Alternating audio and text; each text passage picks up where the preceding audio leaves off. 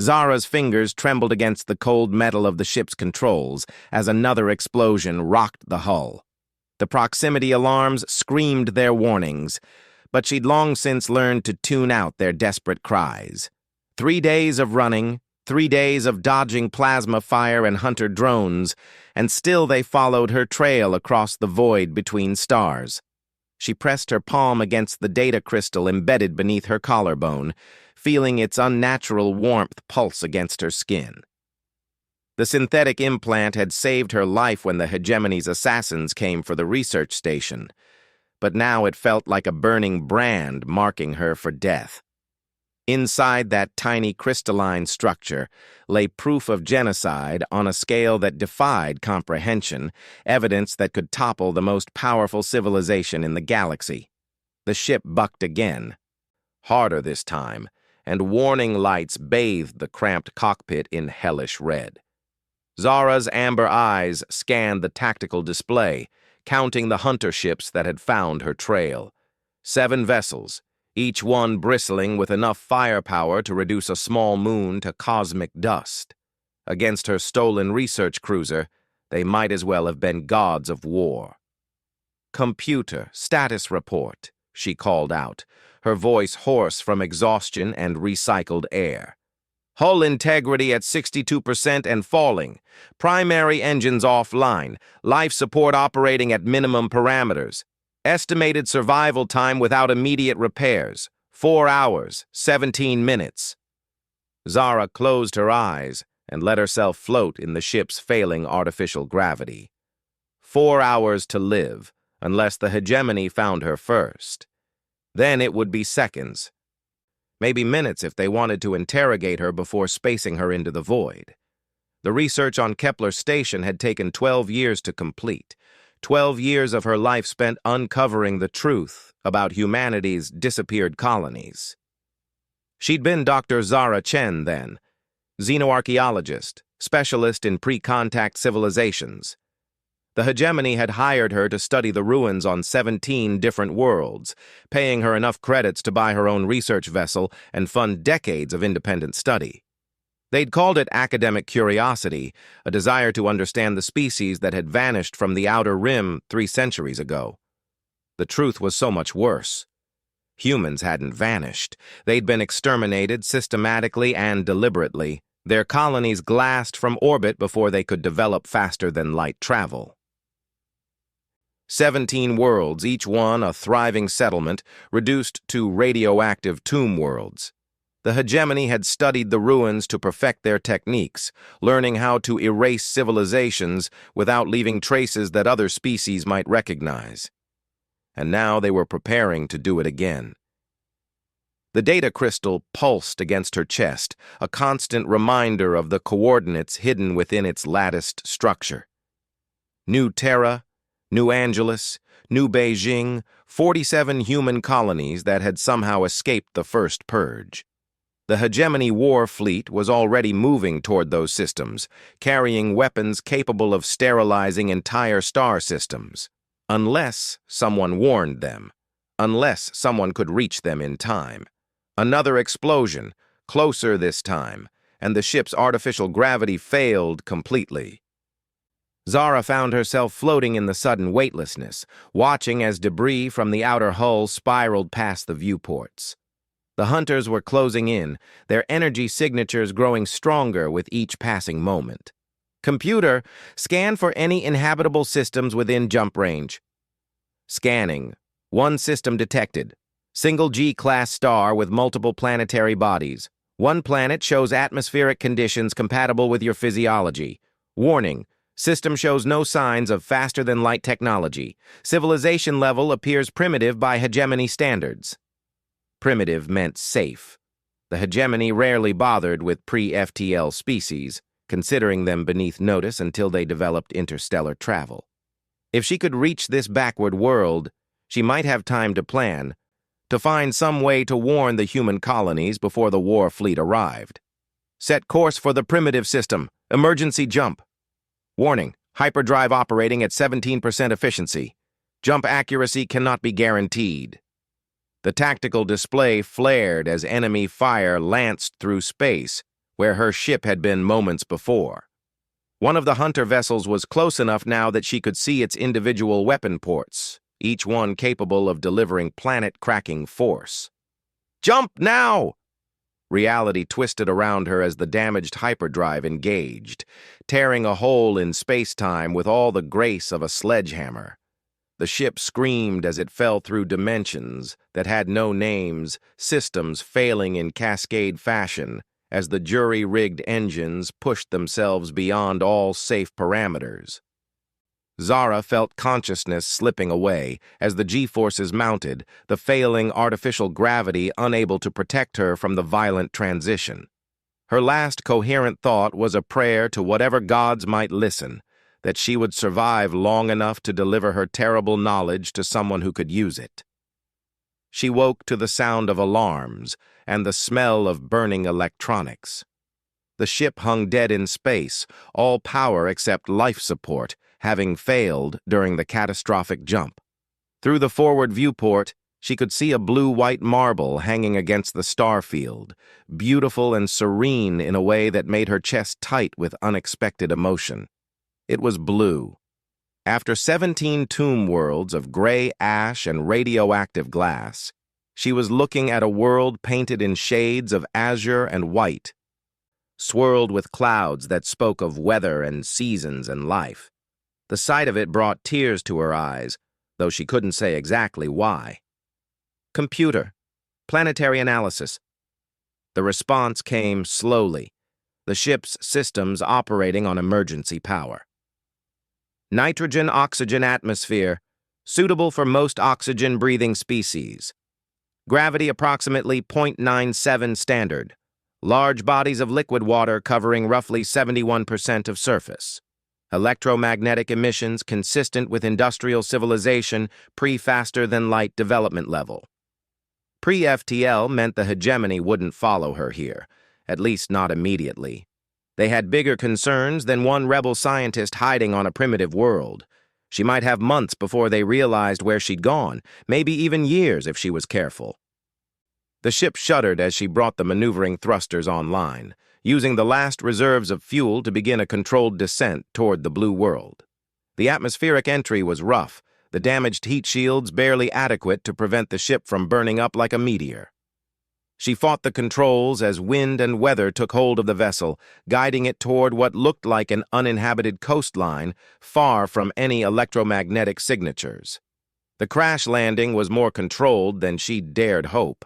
The ship plowed through sand dunes and scrub brush before coming to rest in a cloud of superheated steam and fused glass. Emergency systems engaged automatically, sealing hull breaches and stabilizing the life support systems that would keep her alive until she could assess the damage. Zara floated in the suddenly quiet cockpit, listening to the alien sounds filtering through the hull. Wind, she realized. Real wind, carrying scents of salt and growing things and life. After 12 years on sterile research stations and 3 days breathing recycled air, the novelty of it made her dizzy. She activated the external cameras and felt her breath catch. The ship had come down on a beach of golden sand, with waves of impossible blue-green water stretching to the horizon. Strange plants with broad leaves swayed in the breeze, and in the distance she could see what looked like primitive structures made of wood and metal. This world was alive in ways the dead colonies never could be. And somewhere on its surface lived the descendants of the species the hegemony had tried so hard to exterminate. Humans. She was looking at a human world, one that had somehow escaped the notice of the galaxy's most ruthless civilization. The irony wasn't lost on her. In fleeing the consequences of uncovering humanity's genocide, she had found the one place in the galaxy where humans still thrived. The data crystal pulsed against her chest, warm with its burden of terrible knowledge. 47 colonies marked for destruction, worlds full of people who had no idea death was coming for them. She had the proof of the hegemony's crimes and the coordinates of their next targets, but she was stranded on a primitive world with no way to send warnings across the void between stars. unless the humans of this blue world were more capable than they appeared. Unless their primitive technology could be adapted, enhanced, made into something capable of reaching the stars. It would require revealing herself, exposing both herself and this world to eventual hegemony attention, but the alternative was allowing genocide on an unimaginable scale. Zara began the careful process of shutting down the ship's systems, preparing for what might be a very long stay on this beautiful blue world. Outside, she could hear something that made her heart race with possibilities.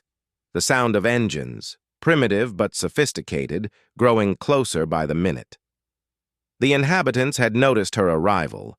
Soon she would have to decide how much truth she could safely share, how much of her burden she could transfer to shoulders that had never felt the weight of galactic responsibility.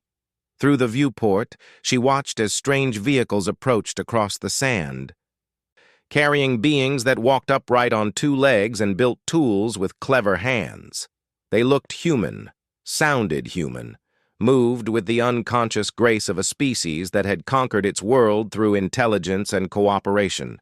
They were beautiful in their ignorance, these humans who had never seen the stars go dark or walked through the ashes of their own kind. Part of her wanted to protect that innocence, to find some other way to warn the colonies without involving this peaceful world. But as the data crystal pulsed its steady rhythm against her chest, she knew that choice had been taken from her. The Hegemony war fleet was already moving, carrying death to 47 worlds. These blue world humans were her only hope of stopping a genocide that would eclipse all the horrors she'd already uncovered. The first vehicle stopped just outside the ship's sensor range, and she could see figures emerging, pointing at her vessel and speaking in rapid bursts that the ship's computers were already beginning to translate. Their language was complex, nuanced, built for beings who thought in abstract concepts and planned for futures they might never see. Zara took a deep breath and began the startup sequence for the ship's external communications array. In a few minutes, she would make contact with the first humans she'd spoken to in 12 years. She would have to find words to explain the impossible, to make them understand that their blue world was about to become the center of a conflict that spanned galaxies. The weight of 47 worlds pressed down on her shoulders as she prepared to step outside and meet her fate. Behind her lay the scattered ashes of civilizations, the evidence of crimes that could topple governments and start wars. Ahead lay uncertainty, hope, and the desperate chance that truth might yet prove stronger than the forces that sought to bury it. She touched the data crystal one more time, feeling its alien warmth pulse against her palm, and prepared to discover whether the humans of the blue world were ready to learn that they were not alone in the universe, and that their long-lost cousins needed their help to survive. Dr. Elena Rodriguez had seen many strange things wash up on the beaches near her research station, but nothing quite like the smoking metal craft that had carved a furrow through the dunes 3 days ago. The object defied every principle of aerodynamics she understood, yet it had clearly flown through atmosphere and landed with enough control to avoid complete destruction. Now she sat across a steel table from the woman who had emerged from that impossible vessel, trying to process claims that challenged everything humanity believed about its place in the universe. "You're telling me," Elena said carefully, "that there are human colonies scattered across 47 star systems, and something called the Hegemony is planning to destroy all of them." Zara nodded, her amber eyes never leaving Elena's face. The stranger looked human enough, though her features suggested genetic ancestry from several different Earth populations. Her clothes were made of materials that seemed both familiar and alien, and she spoke English with an accent that belonged to no nation on Earth. "The Hegemony consists of 7 species that have dominated this region of the galaxy for over 2,000 years, Zara explained. "They maintain power by eliminating any civilization that might eventually challenge them. 3 centuries ago, they discovered 17 human colonies in the Outer Rim, Within 5 years, every one of those worlds was a radioactive wasteland. Elena's coffee had gone cold an hour ago, but she couldn't bring herself to look away long enough to take a sip. As the director of the Arecibo Deep Space Monitoring Station, she'd spent 15 years listening to the stars and hoping to hear something answer back. She'd never expected the answer to arrive in a crashed spaceship carrying news of genocide. "The colonies that survived," Elena said. "How did they escape the first purge?" "Distance, mostly. They were settled by the last wave of colony ships before Earth developed faster-than-light communication. By the time the hegemony discovered the Outer Rim settlements, these 47 worlds had already established themselves in systems too far away for immediate attention." Zara reached beneath her shirt and pulled out a small crystalline object that seemed to glow with internal light. "Everything I discovered on Kepler Station is stored in here. Genetic records, tactical analyses, target coordinates, proof that the hegemony has been planning this second purge for decades. And you think we can warn them somehow?" Elena leaned forward, studying the alien device. "Our most powerful transmitters can barely reach the edge of our own solar system. These colonies you're talking about are hundreds of light years away. Your species is more capable than you realize. In the 3 days I've been monitoring your communications networks, I've identified at least 47 different approaches to faster-than-light travel. Most are theoretical, but the mathematics are sound. With the right modifications to your existing technology..." A soft chime interrupted their conversation. Elena glanced at her tablet and felt her stomach drop. "That's the perimeter alert. Someone's approaching the station." Through the window, they could see a convoy of black vehicles winding up the mountain road that led to the research facility. Official plates, tinted windows, the kind of transportation that government agencies used when they wanted to project authority without revealing identity. "How long since your ship crashed?" Elena asked. 73 hours, local time. 3 days for them to analyze the wreckage patterns, trace the trajectory, and narrow down possible landing sites. Elena was already moving, grabbing files and hard drives from her desk. "They're good, but not impossibly so. This might be routine investigation." Zara stood as well, but Elena could see the tension in her shoulders. "There's something you should know. The data crystal isn't just a storage device. It's also a beacon, designed to help me find safe locations to transmit its contents. But any sufficiently advanced scanning technology could detect its energy signature." "You're saying that thing is broadcasting your location?" "Only to equipment sophisticated enough to recognize the patterns. Your government shouldn't have that level of technology." Zara paused, tilting her head as if listening to something Elena couldn't hear. "But I'm detecting electromagnetic signatures that shouldn't exist on a pre-FTL world." Through the window, Elena could see men in dark suits emerging from the vehicles.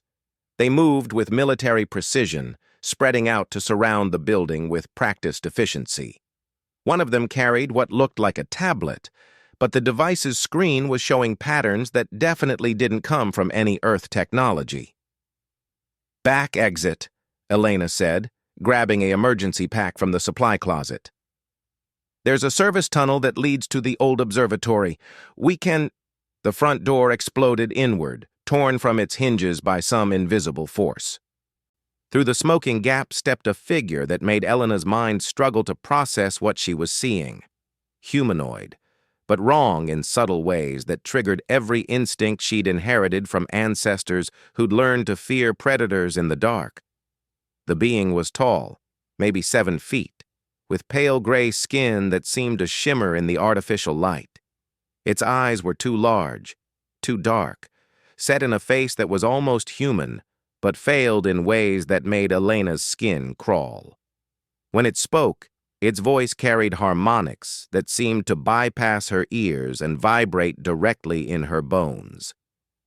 "Dr. Zara Chen, formerly of the Kepler Research Station. You will surrender the classified materials you removed from hegemony facilities." Zara stepped protectively in front of Elena, though both women knew how futile the gesture was. Commander Vex, I should have known the hegemony would send their best hunter. You underestimated our commitment to maintaining galactic stability, the creature replied. Your theft of classified research threatens the peace that has protected countless civilizations for centuries. Protected them by exterminating any species that might grow strong enough to challenge you, Zara shot back. I've seen the records, Vex. I know what you did to the Outer Rim colonies. Regrettable necessity. The human expansion pattern indicated a high probability of future conflict. Preemptive action prevented a war that would have consumed entire sectors. Elena found her voice, though it came out as little more than a whisper. You murdered billions of people because you thought they might be a threat someday? The gray being's oversized eyes focused on her with predatory intensity. Primitive indigenous populations are outside the scope of this discussion. Dr. Chen, you have 30 seconds to surrender the data crystal before we begin applying enhanced interrogation techniques. Zara's hand went to her chest, where Elena could see the faint glow of the crystal beneath her shirt. For a moment, she looked like she might actually comply. Then her expression hardened, and Elena saw the same look of desperate determination that she'd noticed during their first conversation. Elena, the emergency transmitter in your communication array, can it be modified to broadcast on subspace frequencies? Elena's mind raced through the possibilities. The deep space array was designed for maximum power output, but the frequency modulators could theoretically be adjusted beyond their normal parameters. Maybe, but we'd need at least an hour to reconfigure the systems. You have neither the time nor the resources, Commander Vex interrupted. This facility is now under hegemony authority. Any attempt to transmit classified information will be met with immediate termination of all indigenous life forms. More gray figures appeared in the doorway, carrying weapons that hummed with barely contained energy. Elena counted at least 6 of them, all moving with the fluid grace of born predators. Whatever these hegemony creatures were, they'd clearly evolved for hunting and killing. There is another option, Zara said quietly, her eyes never leaving the alien commander. Elena, your planet's internet network, how many simultaneous connections could it handle? Billions, potentially. Why? Because the data crystal can be programmed to release its contents through any available communication channel. If I can access your global network, I can transmit everything to every connected device on your world simultaneously. Commander Vex took a step forward, and Elena could smell something like ozone and burned metal radiating from its skin. Dissemination of classified hegemony materials to a pre-contact civilization is a violation of 17 different galactic treaties. The penalty is planetary sterilization.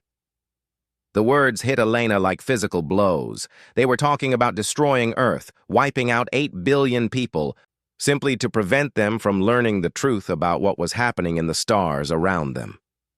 You're insane, she breathed. We are practical, Vex replied. This world was scheduled for monitoring until its inhabitants achieved interstellar travel. That timeline has been accelerated due to contamination events. Sterilization protocols are already being prepared. Zara's face went white. You can't. These people have nothing to do with what happened at Kepler Station. They have been exposed to classified information. They represent a potential security breach. Standard containment procedures apply. Elena felt something cold and sharp settle in her chest.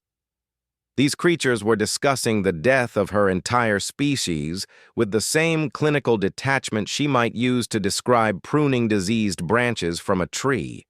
To them, humanity wasn't even worth considering as individuals. They were just a potential problem to be eliminated. But Zara looked like she was coming to a different conclusion. Her hand pressed against the data crystal, and Elena could see light beginning to pulse more rapidly beneath the fabric of her shirt. Elena, your facility's connection to the internet backbone. Can you establish a direct link to the primary communication satellites? Elena's mind raced through the technical specifications. The research station had priority access to several deep space communication networks originally designed for coordinating observations with other facilities around the globe. Yes, but do it, now. Commander Vex raised his weapon, a device that looked like it had been grown rather than built. Final warning, Dr. Chen. Surrender the crystal or face immediate termination. Instead, Zara grabbed Elena's hand and pressed it against her chest, over the warm glow of the alien device. Elena felt something like an electric shock run through her palm, followed by a flood of images and sensations that made her stagger. She saw worlds burning, their atmospheres stripped away by weapons that turned entire continents into rivers of molten glass. She felt the weight of civilizations that had died in fire and radiation, their only crime being the potential to someday reach for the stars. And through it all, she sensed the cold calculation of minds that viewed genocide as a simple matter of resource management. The crystal is biometrically locked to my genetic pattern, Zara said, her voice strained with effort. But I can transfer authorization to someone else if necessary. Elena, you now have access to everything I discovered. The choice is yours. Elena looked around the room, taking in the alien soldiers with their impossible weapons, the smoking remains of her office door, and the woman who had crashed into her world, carrying the weight of 47 civilizations on her shoulders. Through the window, she could see her staff being herded into the parking lot by more of the gray beings. 12 people who had dedicated their lives to listening for signs of intelligent life in the universe, now prisoners of the very intelligence they'd hoped to find. If I activate the transmission, Elena said slowly, Earth becomes a target. Your world is already a target, Commander Vex interjected. The only question is whether its sterilization serves any strategic purpose. Elena closed her eyes and felt the weight of 8 billion souls pressing down on her conscience. Every person on Earth, every child playing in schoolyards, every artist creating beauty from imagination, every scientist reaching for understanding, all of them marked for death because they'd been born on a world that had learned too much too soon.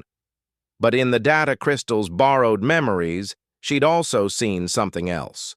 47 human colonies, thriving communities that had spread across the stars before Earth even knew that other worlds existed. Billions of her own species, living free among alien suns, unaware that extinction was racing toward them at the speed of light. Elena, Zara whispered urgently, the colonies have defenses, weapons, entire fleets of ships.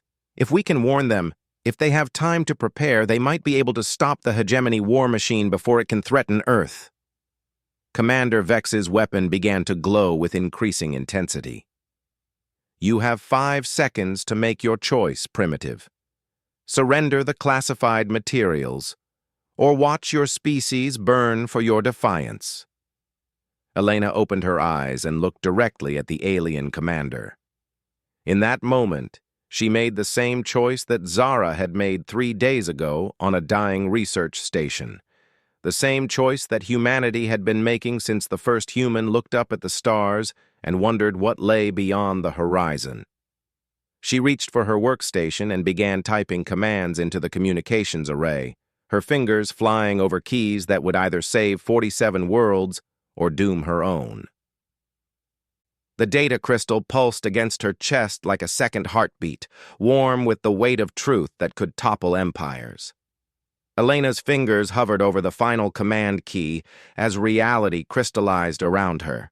In 10 seconds, she would either save 47 human colonies or condemn her own world to annihilation.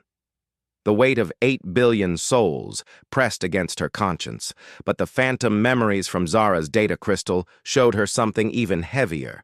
The ghosts of 17 dead worlds, their ashes scattered across the void as testament to the hegemony's cold efficiency. Commander Vex's weapon reached full charge, casting the ruined office in harsh blue light. Your species' tendency toward self-destructive heroics is well documented in our psychological profiles. This behavior pattern is precisely why the hegemony cannot permit human expansion. Then you've already made your choice, Elena said, and pressed the key.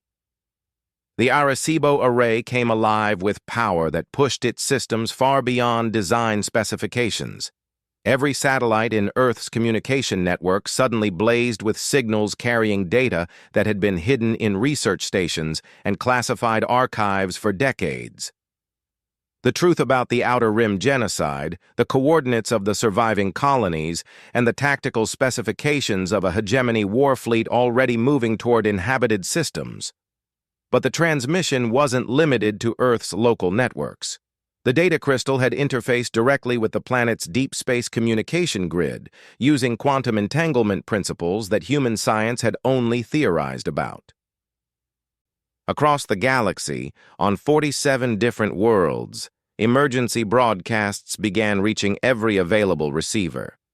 Commander Vex pulled the trigger. The energy beam that should have reduced Elena to constituent atoms struck an invisible barrier 3 feet in front of her chest. The air shimmered with patterns that hurt to look at directly, geometric forms that seemed to exist in more dimensions than human eyes could process.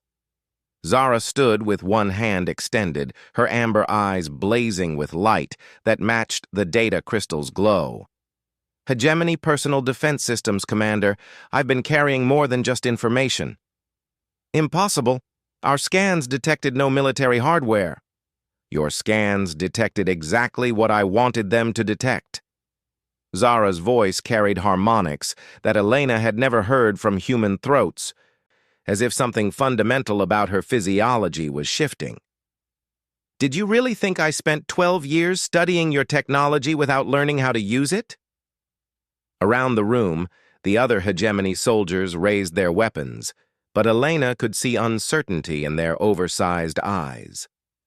Whatever Zara was doing, it clearly wasn't in their tactical databases. Through the shattered windows, Elena could hear sounds that didn't belong in the mountains of Puerto Rico. Engines, but not like any aircraft she recognized. The air itself seemed to vibrate with power signatures that made her teeth ache. The colonies, Elena whispered. How long for them to respond? Faster than light communication works both ways, Zara replied, never taking her eyes off Commander Vex. I've been in contact with colonial defense forces since the moment you initiated transmission. Fleet elements from New Terra, New Angeles, and New Beijing are already en route to this system. Commander Vex's gray skin darkened to an ugly purple shade. 3 colonial fleets against a single hegemony scout force. Your allies will arrive to find this world reduced to radioactive debris. 6 colonial fleets, actually. And they're not coming alone. The first ships appeared as lights in the sky, bright points that grew rapidly larger as they descended through Earth's atmosphere. Elena had expected something like the science fiction movies, sleek vessels with clean lines and glowing engines. What she saw instead were ships that looked like they'd been built by people who expected to fight for their lives on a regular basis. The colonial vessels were angular, brutal things covered in armor plating and weapon turrets. They moved through the air with the aggressive confidence of predators, their hull-mounted guns tracking the hegemony positions with mechanical precision. But they weren't alone. Surrounding the colonial warships were craft that Elena recognized with a shock of disbelief. Military jets from 6 different Earth nations, their pilots somehow coordinating with alien commanders as if they'd been training together for years. How is this possible? She breathed. Your species learns fast, Zara said with something that might have been pride. When faced with extinction, humans don't waste time on bureaucracy or territorial disputes. In the last 4 hours, every major government on Earth has shared their most classified military technologies with complete strangers from other star systems. Commander Vex was speaking rapidly into a communication device, his voice pitched too high for Elena to follow. Through the broken windows, she could see more hegemony ships rising from concealed positions around the research facility. Larger vessels, heavily armed, designed for planetary bombardment rather than ground assault. The scout force was just the advance team, Zara explained. The real threat is the sterilization fleet in high orbit. 12 dreadnoughts, each one capable of glassing an entire continent. Elena felt her newly discovered hope crumble. Can the colonial fleets fight 12 dreadnoughts? Not alone. But your planet's orbital defense grid is more sophisticated than the hegemony realized. On Elena's workstation, displays were flickering to life, showing data streams from facilities she'd never heard of. Military installations in space, hidden among what she'd thought were civilian satellites and research platforms. The International Space Station was revealing weapon systems that definitely hadn't appeared in any public specifications. Every major space program on Earth has been preparing for this day since 1967, Zara continued.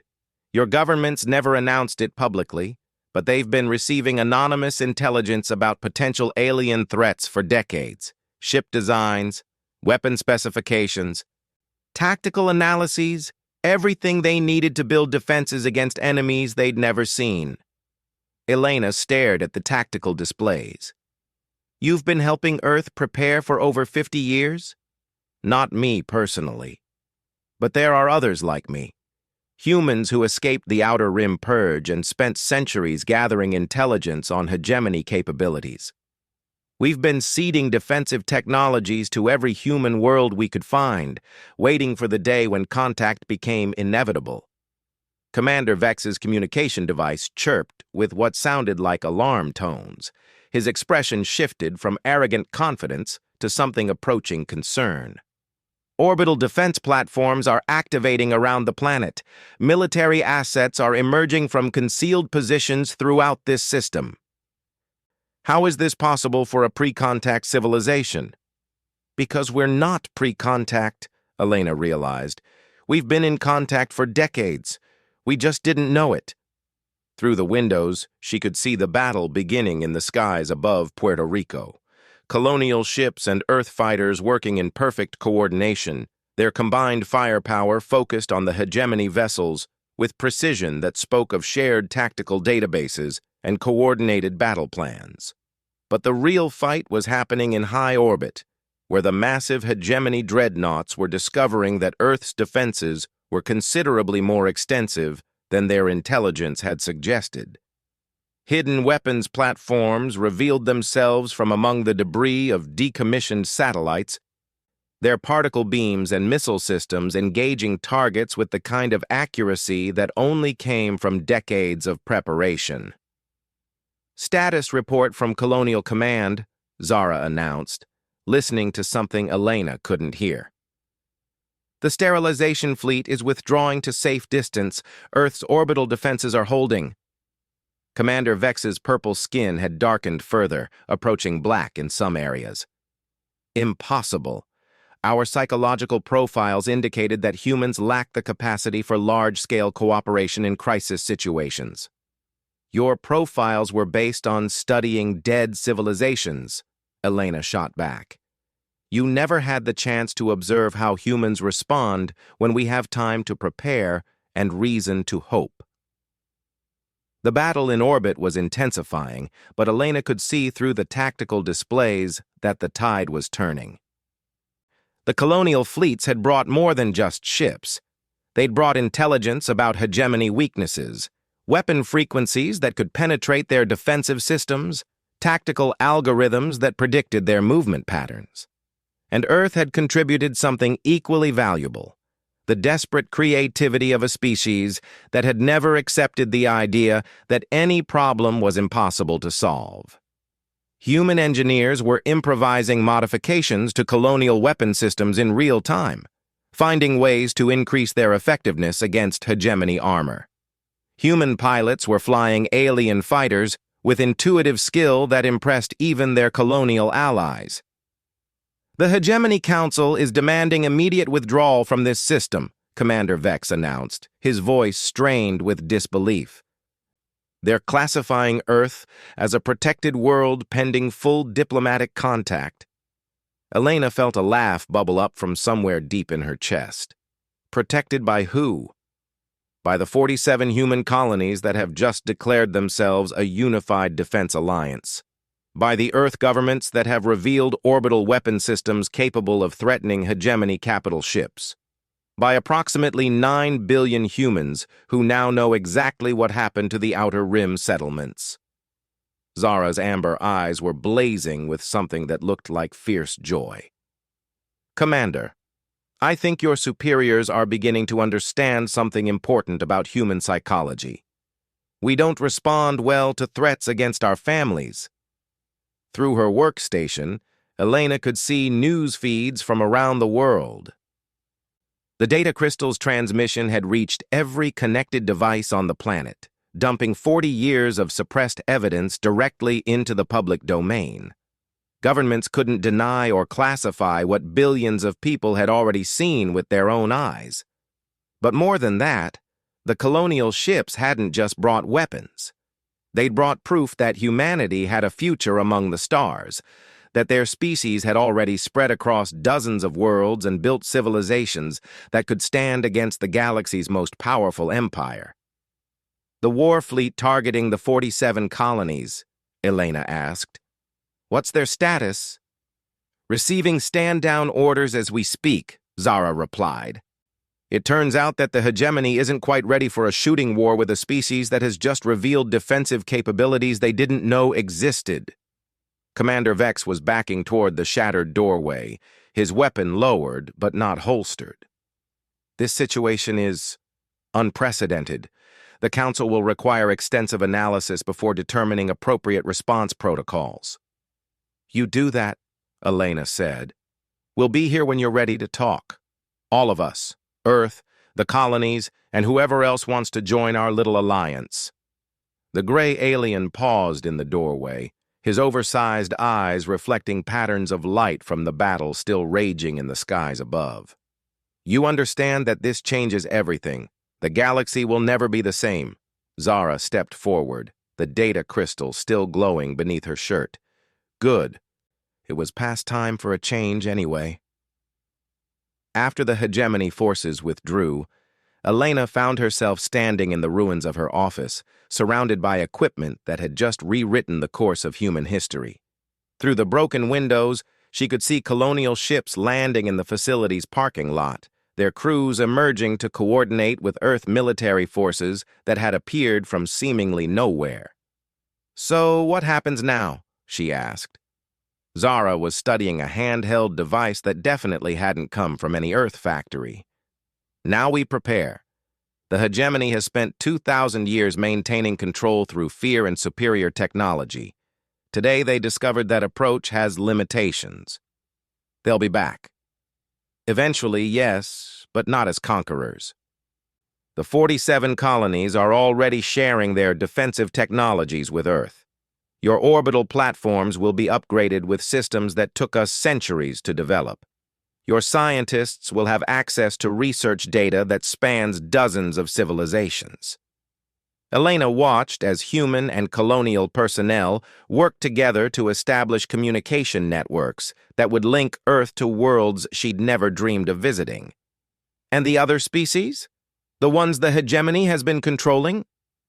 Many of them have been waiting for someone powerful enough to challenge the existing order. Today's events will be studied on 1,000 worlds, and some of those worlds are going to start asking uncomfortable questions about why they've been accepting hegemony authority for so long. Through her workstation, Elena could see data streams from the 47 colonies, technical specifications for faster-than-light travel, star charts showing habitable worlds that had never appeared in any Earth database. The universe had just become infinitely larger and more dangerous, but also full of possibilities that humanity had never dared imagine. The data crystal, Elena said. What happens to the evidence about the Outer Rim genocide? Zara pressed her hand to her chest, where the alien device continued its steady pulse. It gets distributed to every major news organization on Earth and in the colonies. The galaxy needs to know what the hegemony did and why they did it. Secrets have power only in darkness. Outside, Elena could hear the sound of human voices mixing with languages she didn't recognize. Engineers and scientists and soldiers from dozens of worlds working together to build defenses against enemies they'd never faced. It would be chaos for months, maybe years, as two civilizations learned to function as one. But they would have time to figure it out. The hegemony war fleet had withdrawn, the colonies were safe, and Earth now had protectors among the stars. The blue planet that had once seemed so isolated and vulnerable was revealed to be the heart of a defense network that spanned light years. Elena looked at Zara, this woman who had carried the weight of genocide across the void between stars, seeking a safe haven and finding instead the key to her species' survival. Thank you. For the warning, for the choice, for everything. Zara smiled, and for the first time since her ship had crashed on Elena's beach, she looked like the burden she'd carried was finally lifting from her shoulders. Thank you for having the courage to make the right choice when it mattered most. Through the window, Elena could see the first of the colonial transport ships beginning their descent toward major cities around the world. Soon, there would be humans from New Terra walking the streets of New York, engineers from New Beijing sharing coffee with their counterparts in Tokyo, children from New Angeles playing with kids who had never seen anything beyond their own blue sky. The galaxy had just become a much more crowded and complicated place. But as Elena watched Earth and its long-lost colonies working together to build defenses against an empire that had terrorized civilizations for millennia, she felt something she hadn't expected: hope. The blue planet was no longer alone among the stars, and somewhere in the darkness between worlds, the Hegemony Council was learning that humanity had never been as helpless as they appeared.